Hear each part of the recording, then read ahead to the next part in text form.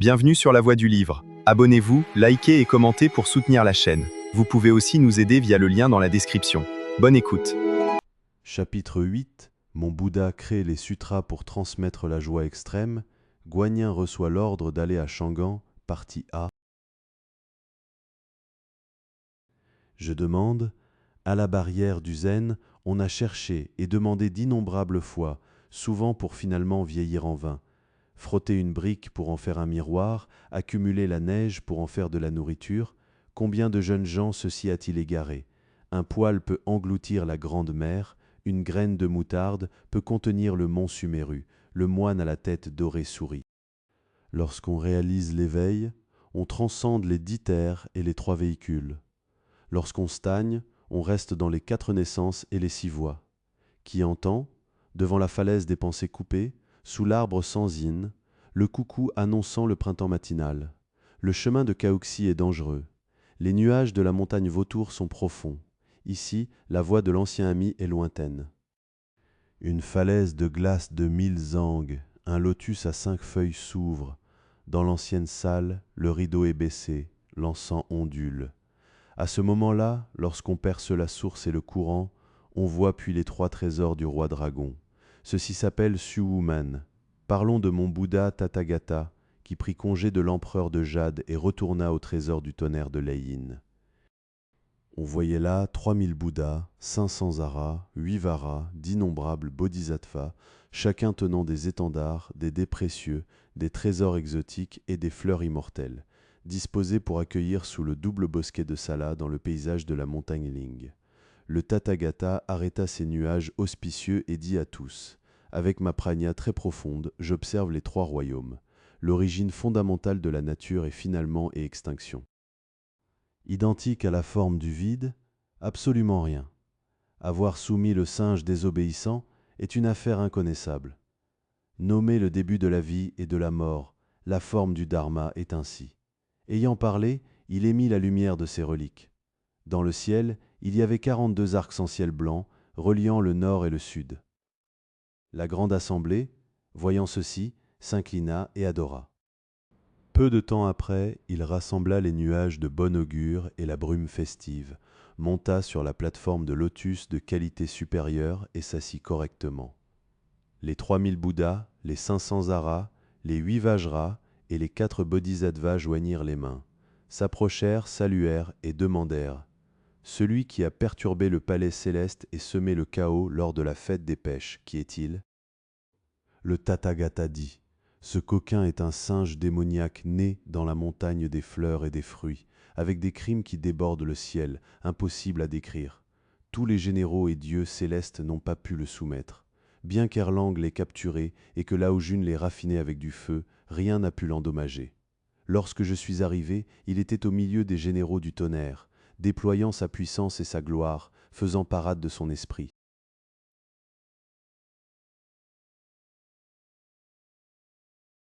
J'ai arrêté les armes et lui ai demandé son origine. Il a dit qu'il possédait des pouvoirs magiques, savait se transformer, enfourcher également le nuage culbutant, parcourant 108 000 lits en un aller. J'ai fait un pari avec lui, et il n'a pas pu sortir de ma main. Je l'ai puis saisi d'une poignée et transformé mes doigts en montagnes des 5 éléments et les sceller et presser là-bas. L'empereur de Jade a grandement ouvert la porte de Jade et le palais de Yo m'a invité à m'asseoir à la place d'honneur, a établi la grande assemblée de la pacification du ciel pour me remercier, puis j'ai pris congé et suis retourné. La grande assemblée, apprenant ces paroles, fut joyeuse et le loua à l'unanimité. Après les remerciements, chacun se retira selon son rang, s'occupa de ses affaires et jouit ensemble de la vérité céleste. Véritablement, une brume auspicieuse remplit le Tianzhu, une lumière d'arc-en-ciel entoure le vénérable du monde. À l'ouest, on l'appelle le premier, la porte du roi du Dharma sans forme. Souvent on voit le singe noir offrir des fruits, le cerf et le daim porter des fleurs dans leur bouche. Le phénix bleu danse, le phénix coloré chante. La tortue spirituelle présente la longévité, la grue immortelle tient le lingis. Il jouit paisiblement du jardin pur de la terre pure, utilise le royaume du Dharma du palais du dragon. Chaque jour, les fleurs s'épanouissent, À chaque heure, les fruits mûrissent. On cultive le calme et retourne à la vérité. On médite sur le zen et le fruit est correct. Ni extinction ni naissance, ni augmentation ni diminution. La brume et les nuages vagues vont et viennent à volonté. Le froid et la chaleur n'envahissent pas, on ne compte pas les années. Poème, aller et venir librement, on vagabonde à volonté. Il n'y a ni peur ni tristesse. Dans le champ de la félicité extrême, tout est ouvert et vaste. Dans le grand millénaire, il n'y a pas de printemps ni d'automne. Le Bouddha résidait entre la grande salle du tonnerre de Lei de la montagne Ling. Un jour, il convoqua tous les Bouddhas, Aha, gardiens, bodhisattvas, varas, moines et nonnes, et dit « Depuis que j'ai soumis le singe désobéissant et pacifié le ciel, j'ignore combien de temps s'est écoulé dans mon lieu. J'estime que dans le monde mortel, environ 500 ans se sont passés. Maintenant, c'est le 15e jour du 7e mois. J'ai un bassin précieux, dans lequel sont disposées 100 sortes de fleurs extraordinaires et 1000 sortes de fruits exotiques. Je veux que vous jouissiez de cette assemblée du bassin Ulambana. Qu'en pensez-vous ? Toute l'assemblée joignit les mains, salua le Bouddha 3 fois et accepta. Le Tathagata prit puis les fleurs et les fruits du bassin précieux, ordonna à Anuo de les tenir et à Jiai de les distribuer. La grande assemblée, reconnaissante, offrit chacun un poème pour exprimer sa gratitude. Poème de la fortune. L'étoile de la fortune brille devant le vénérable du monde. La fortune acceptée est profondément vaste et continue. La vertu de la fortune est sans limite, égale à la durée de la terre. L'affinité de la fortune a de la célébration et est liée au ciel. Le champ de la fortune, largement cultivé, prospère année après année. La mer de la fortune, vaste et profonde, et ferme année après année. La fortune remplit le ciel et la terre, avec beaucoup de protection. La fortune augmente sans limite, éternellement complète. Poème de la prospérité. La prospérité lourde comme une montagne, le phénix coloré chante. La prospérité suit la paix, félicitant l'étoile de la longévité. La prospérité ajoutée de 10 000 boisseaux, le corps est en bonne santé. La prospérité jouit de 1000 cloches, le monde est en paix. Le salaire de la prospérité égal au ciel est éternellement ferme. Le nom de la prospérité, comme la mer, est à nouveau plus clair. La grâce de la prospérité s'étend loin, beaucoup la respectent. Le titre de la prospérité est sans limite, toutes les nations sont glorieuses. Poème de la longévité, l'étoile de la longévité offre des couleurs au Tathagata. La lumière du domaine de la longévité s'ouvre à partir de maintenant. Les fruits de longévité remplissent le plateau, produisant une brume auspicieuse. Les fleurs de longévité fraîchement cueillies sont insérées sur la plateforme de lotus. Le poème de longévité est élégant et plein de merveilles. La chanson de longévité ajuste la mélodie selon le beau talent. La durée de vie est prolongée, égale au soleil et à la lune. La longévité comme la montagne et la mer est à nouveau plus durable. Après que tous les bodhisattvas eurent offert leurs poèmes, ils prièrent le Tathagata de révéler clairement la racine fondamentale et d'expliquer la source et le courant.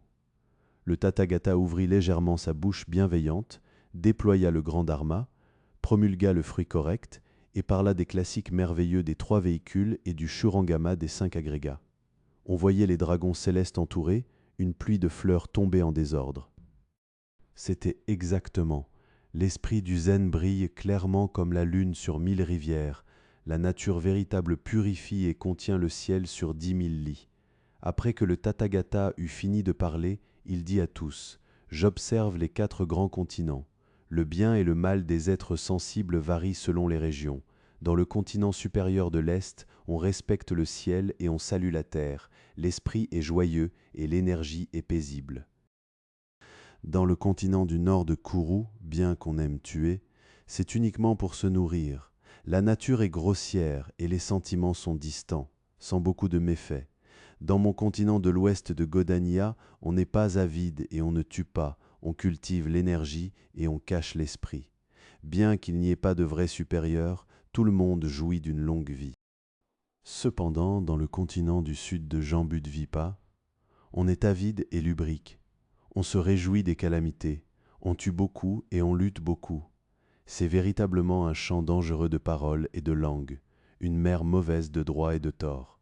Maintenant, j'ai 3 collections de véritables écritures qui peuvent persuader les gens d'être bons.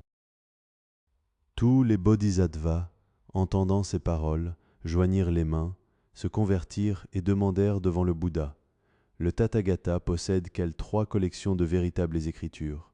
Le Tathagata dit « J'ai une collection du Dharma qui parle du ciel, une collection de traités qui parlent de la terre, une collection de sutras qui sauvent les fantômes. Les 3 collections totalisent 35 sections, comprenant 15 144 rouleaux. Ce sont des écritures de cultivation de la vérité, une porte de bonté correcte. Je voulais les envoyer dans la terre de l'Est, cependant malheureusement les êtres sensibles de là-bas sont stupides. Ils calomnient les paroles véritables, ne comprennent pas l'essentiel de ma porte du Dharma et négligeant la vraie doctrine du yoga. Comment obtenir quelqu'un avec des pouvoirs magiques pour aller dans la terre de l'Est, chercher un croyant vertueux, lui enseigner de souffrir à travers 1000 montagnes, de demander à travers 10 000 eaux, de venir à mon endroit pour chercher et obtenir les véritables écritures, de les transmettre éternellement dans la terre de l'Est, de persuader et transformer les êtres sensibles? Ce serait véritablement une fortune méritoire grande comme une montagne, une célébration de bonté profonde comme la mer. Qui est disposé à y aller une fois? À ce moment, la bodhisattva Guanyin s'approcha de la plateforme de lotus, salua le Bouddha 3 fois et dit « Ce disciple, bien qu'incompétent, est disposé à aller dans la terre de l'Est chercher une personne qui cherche les Écritures. » Tous levèrent la tête pour regarder. Cette bodhisattva, la raison est parfaite dans les 4 vertus, la sagesse remplit le corps d'or, les colliers pendent avec des perles et du jade, les anneaux parfumés forment une clarté précieuse, les nuages noirs habilement empilés forment une chignon de dragon enroulé, les rubans brodés flottent légèrement avec des plumes de phénix colorées. Un bouton de jade vert, une robe de soie blanche, une lumière auspicieuse enveloppe, une jupe de velours brodé, un filet d'or, une énergie de bon augure accueille, les sourcils comme une petite lune, les yeux comme 2 étoiles. Le visage de jade est naturellement joyeux, les lèvres vermillon sont un point de rouge.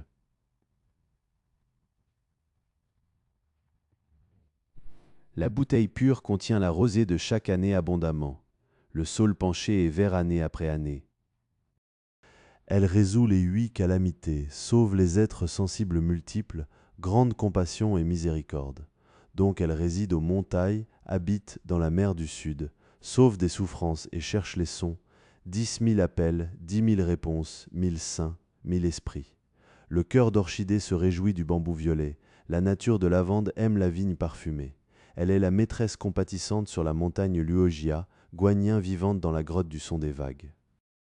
Le Tathagata, la voyant, fut très joyeux dans son cœur et dit « Les autres ne peuvent véritablement pas y aller.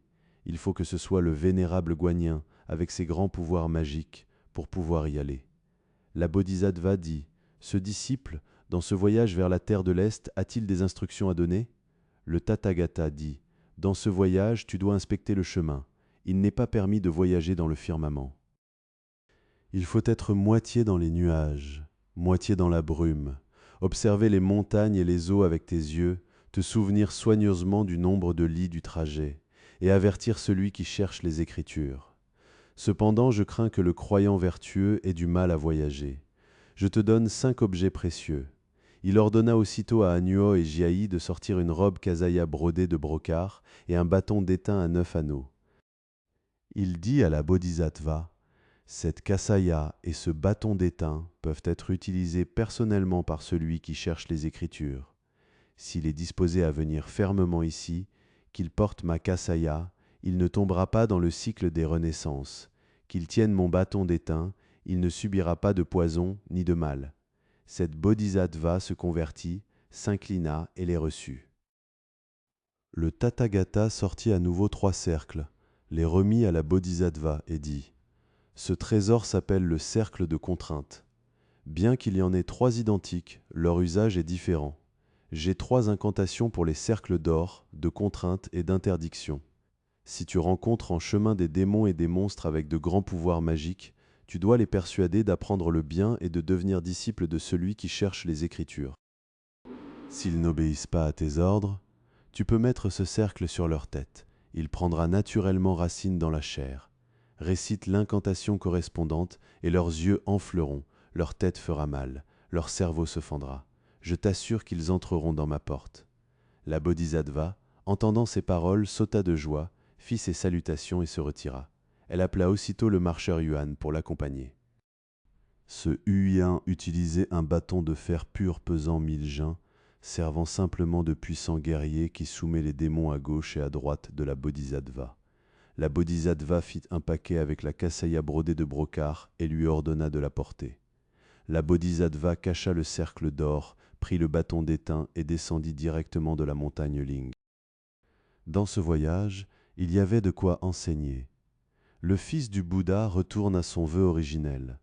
L'aîné de la cigale d'or s'enroule dans le santal. La Bodhisattva arriva au pied de la montagne. Il y avait le grand immortel du sommet d'or du temple de Yūgen qui l'accueillit à la porte du temple et invita la Bodhisattva à prendre le thé. La Bodhisattva n'osa pas s'attarder longtemps et dit « Maintenant, je reçois l'ordre du Dharma du Tathagata, d'aller dans la terre de l'Est chercher celui qui cherche les Écritures. » Le grand immortel dit « Dans combien de temps celui qui cherche les Écritures arrivera-t-il » La Bodhisattva dit « Incertain. Environ 2 ou 3 ans, peut-être arrivera-t-il ici. » Elle prit ensuite congé du grand immortel, voyagea moitié dans les nuages et moitié dans la brume, notant approximativement le trajet. Comme en témoigne ce poème, chercher sur 10 000 lits, on ne dit rien soi-même. Cependant, qui peut dire qu'il est difficile d'obtenir la satisfaction complète, demander aux autres, si c'est soudainement ainsi, est-ce que ma vie entière serait un hasard? Transmettre la voix avec méthode devient une parole vaine. Expliquer sans foi est également une transmission vide. Je souhaite verser mon foie et ma vésicule pour chercher à te connaître. Je m'attends à ce qu'il y ait une affinité devant. Le maître et le disciple marchaient lorsqu'ils virent soudain 3000 lits d'eau faible. C'était la frontière de la rivière des sables coulants. La Bodhisattva dit « Disciple, cet endroit est difficile à traverser. » Celui qui cherche les Écritures a des eaux troubles et une chair mortelle. Comment peut-il traverser? Huyan dit « Maître, regardez combien la rivière est large. » La Bodhisattva s'arrêta dans les nuages et regarda. Elle vit, à l'est, il se connecte au désert de sable. À l'ouest, il atteint les divers barbares. Au sud, il parvient à Vouge. Au nord, il communique avec les Tartares. En traversant, il y a 800 lits de distance. En haut et en bas, il y a 10 000 lits de large. Le courant d'eau ressemble à la terre qui se retourne. Les vagues qui roulent sont comme une montagne qui dresse son dos. Vaste et grand, désert et vague, à 10 lits de distance, on entend une inondation de 10 000 jangues. Un radeau immortel peut difficilement arriver ici. Une feuille de lotus ne peut pas flotter. L'herbe fanée et le soleil oblique coulent vers le port sinueux. Les nuages jaunes et l'ombre du soleil assombrissent la longue digue. Où sont les marchands qui vont et viennent? Où sont les pêcheurs qui résident? Sur le sable plat, aucune oie ne tombe. Sur la rive lointaine, un singe crie. Uniquement les fleurs de renouée rouge connaissent le paysage. Les herbes blanches parfumées et fines sont abandonnées à l'attachement. La Bodhisattva était en train d'examiner lorsqu'elle vit soudain dans la rivière un bruit éclatant. Des vagues, un monstre démoniaque sauta, extrêmement laid. Il était né, ni bleu ni noir, un visage de couleur malheureuse, ni long ni court, un corps musclé aux pieds nus. La lumière des yeux scintillait, comme 2 lampes sous le fourneau. Les coins de la bouche demeuraient fourchus, comme un pot à feu de boucher. Les crocs soutenaient une lame d'épée, les cheveux rouges restaient désordonnés et ébouriffés. Un cri tonnant rugissait comme le tonnerre. 2 pieds courants ressemblaient à un vent roulant. Ce monstre tenait un bâton précieux dans sa main. Il monta sur la rive et voulut attraper la Bodhisattva, mais fut bloqué par Huyan qui saisit son bâton de fer pur et cria « Ne pars pas !» Le monstre tint aussitôt son bâton pour. Ces deux-là, au bord de la rivière des sables coulants, eurent un combat féroce. Véritablement effrayant, le bâton de fer pur de Muja, le gardien du Dharma, déploie son pouvoir magique. Le bâton de soumission des démons du monstre fait des efforts pour montrer son héroïsme. 2 serpents d'argent dansent au bord de la rivière. 2 moines divins chargent sur la rive. Celui-là impose son autorité sur les sables coulants et déploie son talent. Celui-ci protège fermement Guanyin et établit un grand mérite. Celui-là retourne les vagues et saute sur les flots. Celui-ci crache de la brume et souffle du vent. Retourner les vagues et sauter sur les flots assombrit le ciel et la terre. Cracher de la brume et souffler du vent obscurcit le soleil et la lune. Ce bâton de soumission des démons ressemble à un tigre blanc sortant de la montagne. Ce bâton de fer pur est comme un dragon jaune couché sur la route. Celui-là, lorsqu'il l'utilise, cherche les serpents et coupe l'herbe. Celui-ci, lorsqu'il le lance, attrape les éperviers et divise les pins. Ils combattirent jusqu'à ce que ce soit sombre et vague, les étoiles brillantes, jusqu'à ce que la brume soit bouillonnante, le ciel et la terre brumeux. Celui-là réside depuis longtemps dans l'eau faible et est féroce. Celui-ci sort pour la première fois de la montagne Ling et accomplit le premier mérite. Ces deux-là allèrent et vinrent, combattirent pendant plusieurs dizaines de rônes sans que la victoire ou la défaite ne soit déterminée. Chapitre 8. Mon Bouddha crée les sutras pour transmettre la joie extrême. Guanyin reçoit l'ordre d'aller à Shangan, partie B. Le monstre bloqua le bâton de fer et dit « Tu es quel moine, osant venir me résister ?» Muja dit « Je suis Muja Huyan, le deuxième fils du roi céleste Li. Maintenant, je protège mon maître pour aller dans la terre de l'Est chercher celui qui cherche les Écritures. Tu es quel monstre, osant bloquer la route avec tant d'audace ?» Le monstre comprit soudainement et dit « Je me souviens que tu as cultivé avec Guanyin de la mer du Sud dans la forêt de bambous violets. Pourquoi es-tu venu ici ?» Muja dit « Sur cette rive, n'est-ce pas mon maître ?» Le monstre, apprenant ces paroles, fit aussitôt des bruits de soumission, rangea son bâton, laissa Muja le tirer pour aller voir Guanyin, baissa la tête et s'inclina, et dit en suppliant « Bodhisattva, pardonnez mon crime. Laissez-moi vous expliquer, je ne suis pas un démon, je suis le grand général qui roule les rideaux qui sert le char de l'empereur sous le palais Lingxiu. Simplement parce que lors de la fête des pêches, j'ai accidentellement brisé une coupe en verre. L'empereur de Jade m'a fait donner 800 coups et m'a dégradé dans le monde inférieur, me transformant en cette apparence. Il ordonne également que tous les 7 jours, une épée volante vienne transpercer ma poitrine et mes côtés plus de 100 fois avant de revenir. C'est pourquoi je souffre ainsi. Impuissant, la faim et le froid sont difficiles à supporter. Tous les 2 ou 3 jours, je sors des vagues pour chercher un passant à manger. Je n'attendais pas qu'aujourd'hui, par ignorance, j'offense la grande compatissante Bodhisattva. La Bodhisattva dit « Tu as commis un crime dans le ciel. Ayant été dégradé, maintenant tu blesses également la vie. C'est véritablement un crime ajouté au crime. Maintenant, j'ai reçu l'ordre du Bouddha d'aller dans la terre de l'Est chercher celui qui cherche les Écritures. Pourquoi n'entres-tu pas dans ma porte ? Ne te convertis-tu pas aux fruits de bonté ? Ne deviens-tu pas le disciple de celui qui cherche les Écritures ? Ne vas-tu pas à l'ouest pour saluer le Bouddha et chercher les Écritures ? Je ferai en sorte que l'épée volante ne vienne pas te transpercer. À ce moment-là, lorsque ton mérite sera accompli, ton crime sera, et tu retrouveras ton poste original. Qu'en penses-tu ? Le monstre dit « Je suis disposé à me convertir aux fruits corrects. » Il s'avança à nouveau et dit « Bodhisattva, j'ai mangé d'innombrables personnes dans cet endroit. Par le passé, il y a eu plusieurs fois où ceux qui cherchaient les Écritures sont venus, et ils ont tous été mangés par moi. Toutes les têtes des personnes mangées sont jetées dans les sables coulants et coulent finalement au fond de l'eau.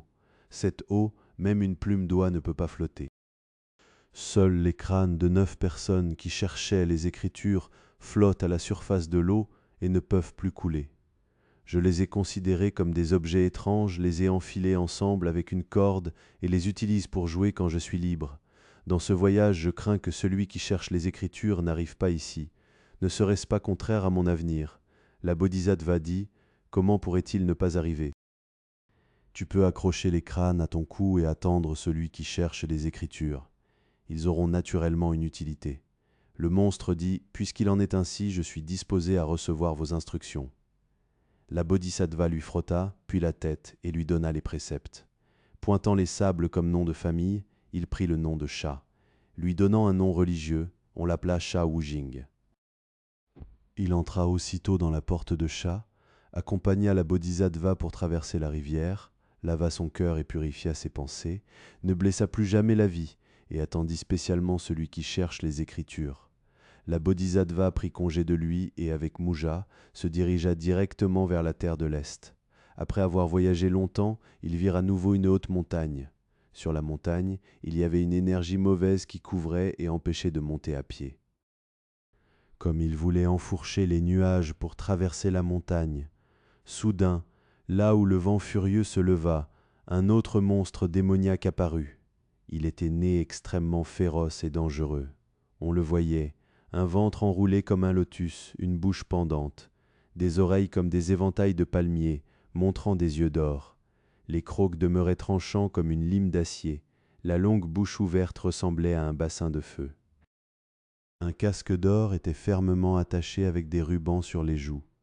Les fites de soie de l'armure demeuraient comme des écailles de python retirées. Dans sa main, il tenait un râteau à clous comme les griffes d'un dragon. À sa taille, il portait un arc courbé comme une demi-lune.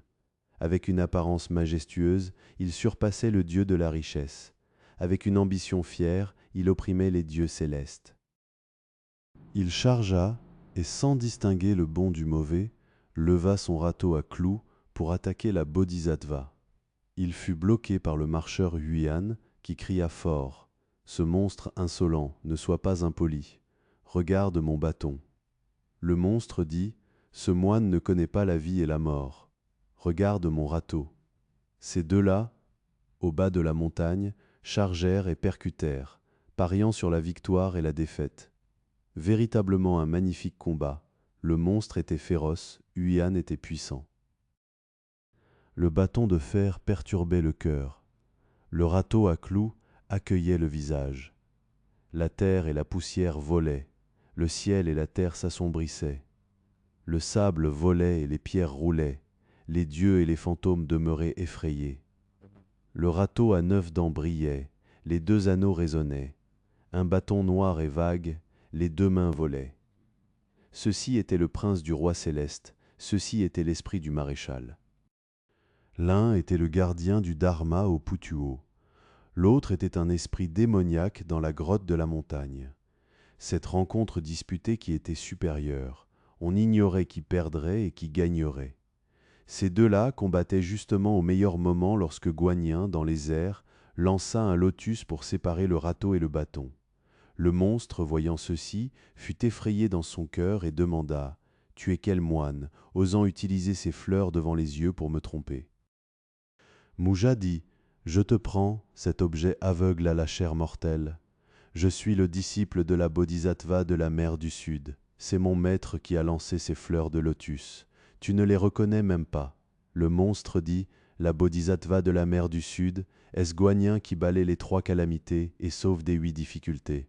Muja dit « Qui d'autre serait-ce » Le monstre laissa tomber son râteau à clous, baissa la tête et s'inclina. « Mon frère aîné, où est la Bodhisattva ?» Je te demande de me présenter à elle. Muja leva la tête et pointa. N'est-ce pas là-haut ? Le monstre regarda vers le haut, se prosterna et cria d'une voix sévère. Bodhisattva, pardonnez mon crime, pardonnez mon crime. Guanyin abaissa la tête des nuages, s'avança et demanda « Tu es quel porc sauvage devenu esprit ? Quel vieux sanglier créant des problèmes dans quel endroit, osant me bloquer ici ?» Le monstre dit « Je ne suis pas un porc sauvage ni un vieux sanglier. À l'origine, j'étais le maréchal Tianpeng dans la rivière céleste. Simplement parce que, ivre, j'ai joué avec Shang, l'empereur de Jade m'a fait donner 2000 coups et m'a dégradé dans le monde mortel. Mon esprit véritable et unique est venu directement prendre possession d'un corps et se réincarner. Cependant, je n'attendais pas de prendre la mauvaise route. Je suis tombé dans le ventre d'une truie et suis devenu cette apparence. J'ai mordu et tué la truie. J'ai battu à mort un groupe de porcs et j'ai occupé cette montagne. Je mange des personnes pour vivre. Je n'attendais pas de rencontrer la Bodhisattva. J'espère sincèrement que vous me sauverez. La Bodhisattva dit « Comment s'appelle cette montagne ?» Le monstre dit « Elle s'appelle la montagne Fulingshan. » Dans la montagne, il y a une grotte appelée la grotte de Yunduan. Dans la grotte, il y avait à l'origine une sœur œuf. Elle voyait que j'avais quelques arts martiaux, m'a recruté comme chef de famille, aussi appelé. En moins d'1 an, elle est morte, Tous les biens de la grotte m'ont été laissés pour en jouir. Ici, depuis longtemps, je n'ai pas de moyens de subsistance. Je me contente simplement de manger des personnes pour vivre. J'espère sincèrement que la Bodhisattva pardonne mon crime. La Bodhisattva dit, les anciens disaient, si tu veux avoir un avenir, ne fais pas ce qui n'a pas d'avenir. Tu as violé la loi dans le monde supérieur. Maintenant tu ne changes pas ton cœur féroce, tu blesses la vie et crées du karma. N'est-ce pas deux crimes punis ensemble? Le monstre dit, l'avenir, l'avenir, si je te suis, ceci m'apprendra à boire le vent. Comme dit le proverbe, suivre la loi du gouvernement mène à être battu à mort, suivre la loi du Bouddha mène à mourir de faim. Pars, il vaut mieux attraper un passant gras et huileux et manger sa mère. Peu importe 2 crimes, 3 crimes, 1000 crimes, 10 000 crimes. La Bodhisattva dit, si un humain a un vœu bienveillant, le ciel le suivra. Si tu es disposé à te convertir aux fruits corrects, tu auras naturellement un endroit pour te nourrir. Dans le monde, il y a 5 céréales qui peuvent soulager la faim. Pourquoi vis-tu en mangeant des personnes? Le monstre, apprenant ces paroles, se réveilla comme d'un rêve. Il dit à la Bodhisattva, « Je veux suivre la voie correcte, cependant comment? J'ai offensé le ciel, il n'y a nulle part où prier. » La Bodhisattva dit, « J'ai reçu l'ordre du Bouddha d'aller dans la terre de l'Est chercher celui qui cherche les Écritures. Tu peux le suivre comme disciple, faire un voyage vers l'Ouest, utiliser ton mérite pour compenser ton crime. Je t'assure que tu te débarrasseras du désastre. » Le monstre, à pleine bouche, dit « Je suis disposé à suivre, je suis disposé à suivre. » La Bodhisattva lui frotta, puis la tête, et lui donna les préceptes. Pointant son corps comme nom de famille, il prit le nom de Zhu. Lui donnant un nom religieux, on l'appela Zhu Wuneng. Ainsi il reçut l'ordre, retourna à la vérité, observa le jeûne, mangea des légumes, coupa les 5 légumes épicés et les 3 répulsifs, et attendit spécialement celui qui cherche les Écritures. La Bodhisattva prit congé de Wuneng avec Muja et avança moitié dans les nuages et moitié dans la brume. Pendant qu'ils marchaient, ils virent soudain dans les airs un dragon de jade qui criait. La Bodhisattva s'approcha et demanda « Tu es quel dragon, subissant une punition ici ?» Le dragon dit « Je suis le fils d'Aoren, le roi dragon de la mer de l'Ouest. Parce que j'ai mis le feu et brûlé une perle précieuse sur le hol, mon père roi a fait un rapport au tribunal céleste et m'a accusé de désobéissance filiale. L'empereur de Jade m'a suspendu dans les airs, m'a fait donner 300 coups et sous peu je serai exécuté. J'espère que la Bodhisattva me sauvera. » Guanyin, apprenant ces paroles, monta aussitôt avec Muja à l'intérieur de la porte céleste du sud. Les 2 maîtres célestes, Ku et Zhang, les accueillirent tôt et demandèrent « Où allez-vous » La Bodhisattva dit « Ce pauvre moine veut voir l'empereur de Jade. » Les 2 maîtres célestes firent aussitôt un rapport. L'empereur de Jade descendit donc du hall pour accueillir. La Bodhisattva s'avança, salua et dit « Ce pauvre moine a reçu l'ordre du Bouddha d'aller dans la terre de l'Est chercher celui qui cherche les Écritures. En chemin, j'ai rencontré un dragon coupable suspendu. Je viens spécialement faire une requête pour épargner sa vie et me l'accorder, afin qu'il serve de monture à celui qui cherche les Écritures. » L'empereur de Jade, entendant ces paroles, transmit aussitôt un édit de pardon, ordonna à un général céleste de le libérer et de le remettre à la Bodhisattva. La Bodhisattva remercia pour la grâce et sortit. Ce petit dragon se prosterna et remercia pour la grâce de lui avoir sauvé la vie et écouta les ordres de la Bodhisattva. La Bodhisattva le plaça dans un ravin profond, attendant uniquement que celui qui cherche les Écritures vienne. Il se transformerait en cheval blanc et irait à l'ouest pour accomplir un mérite. Le petit dragon reçut l'ordre, se cacha, ce qui n'est pas relaté ici. La Bodhisattva mena le marcheur Huyan et traversa cette montagne, se dirigeant à nouveau vers la terre de l'Est. Après avoir voyagé peu de temps, ils virent soudain 10 000 rayons de lumière dorée et 1000 traits d'énergie auspicieuse. Muja dit « Maître, cet endroit qui brille est la montagne des 5 éléments. On voit l'affiche du Tathagata là-bas. » La Bodhisattva dit « C'est effectivement ce grand saint égal du ciel qui a perturbé la fête des pêches et semé le chaos dans le palais céleste. Maintenant, il est pressé ici. Mouja dit « C'est exact, c'est exact ». Le maître et le disciple montèrent tous deux sur la montagne et regardèrent l'affiche. Se demeuraient les 6 caractères véritables, Om Mani Padme Hum. La Bodhisattva, après avoir regardé, soupira sans cesse et composa un poème. Hélas, ce singe démoniaque ne sert pas le bien public.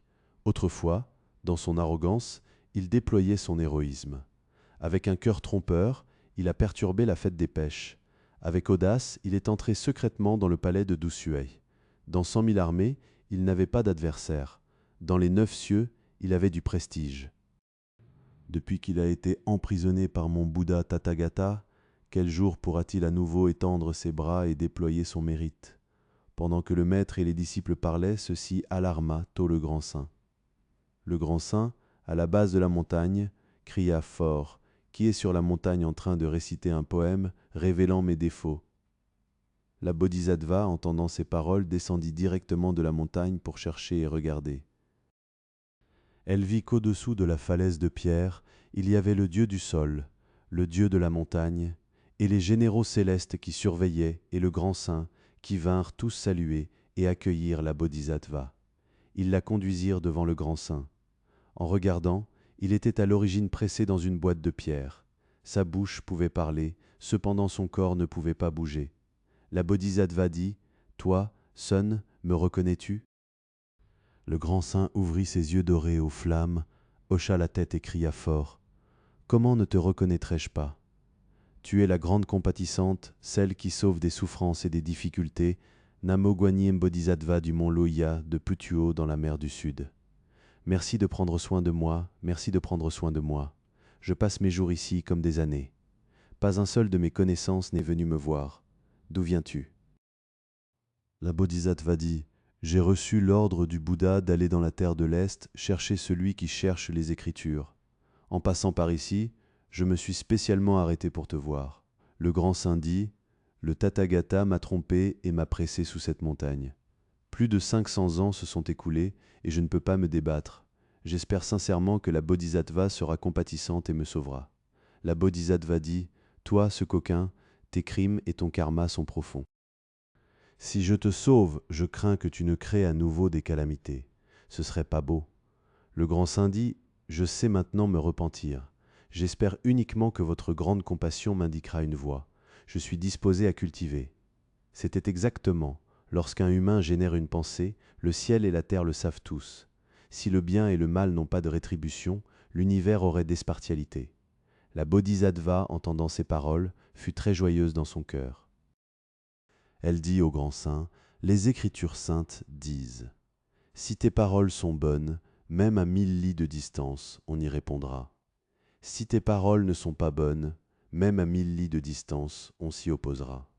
Puisque tu as cette pensée, lorsque j'arriverai dans le royaume de Tang de la terre de l'Est et que je trouverai une personne qui cherche les Écritures, je lui enseignerai de te sauver. » Tu peux le suivre comme disciple, recevoir les instructions et les maintenir, entrer dans ma porte du Bouddha et cultiver à nouveau le fruit correct. Qu'en penses-tu ?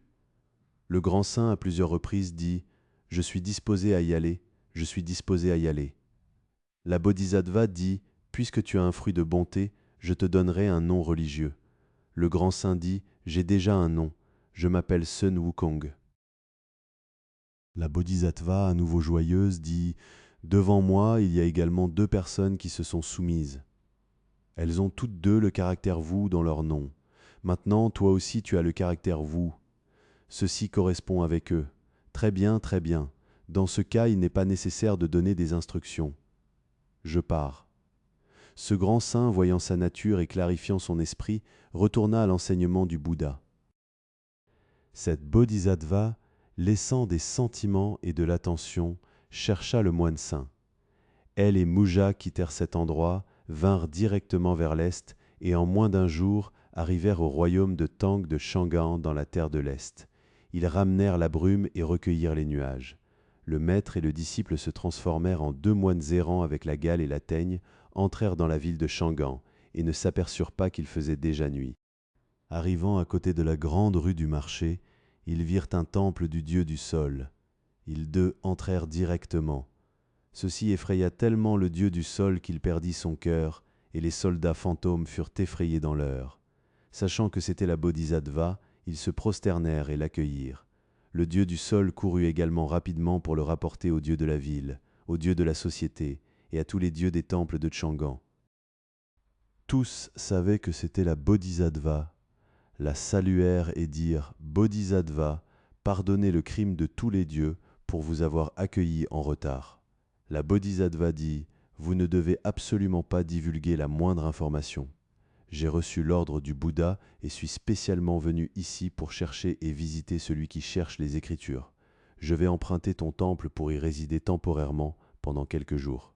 Lorsque j'aurai trouvé le vrai moine, je retournerai. » Tous les dieux retournèrent chacun à leur endroit. Ils chassèrent le dieu du sol pour résider temporairement dans le temple du dieu de la ville. Le maître et le disciple cachèrent leur forme véritable. Après tout, on ignore quel chercheur d'écriture sera trouvé. Écoutez l'explication dans le chapitre suivant.